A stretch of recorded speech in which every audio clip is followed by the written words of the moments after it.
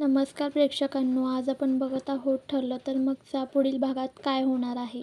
प्रेक्षकांनो, आता मालिकेत एक मोठा खुलासा होतोय. अर्जुन अखेर स्पष्टपणे सांगतो की साक्षीला जो पेंडेंट भेट दिला गेला तो तिच्या आईनेच दिला होता. आता सगळे पुरावे समोर आले आहेत. एकामागोमाग एक सत्य उघडकीस येतंय. पण खरी धमाल तर पुढे घडते. प्रिया ती चक्क अर्जुनच्या बेडरूमबाहेर लपून ऐकत असते आणि तिथेच एंट्री होते कल्पनाताईंची. त्या तिला रंगेहात पकडतात. विचारतात, "काय गं, आता इथे काय चाललंय तुझं?" तेवढ्यात अर्जुन आणि सायली बाहेर येतात. अर्जुन लगेच विचारतो, "मम्मा काय झालं?" कल्पनाताई स्पष्ट सांगतात, "ही तन्वी तुमच्या रूमच्या बाहेर लपून ऐकत होती." त्यावर अर्जुनचा शब्दांचा बाण तसाच झडतो. "अगं मम्मा, कुत्र्याचं शेपूट वाकडंच ते वाकडंच असतं, पण मला कुत्र्याचा अपमान नाही गं करायचा." हा डायलॉग अगदी फाडू होता. प्रिया म्हणजे तन्वी हा टोला ऐकून शांत होते.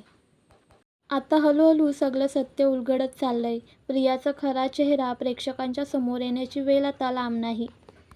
ठरलं तर मगचे येणारे भाग अगदी धमाकेदार, भावनात्मक आणि सस्पेन्सने भरलेले असणार आहेत.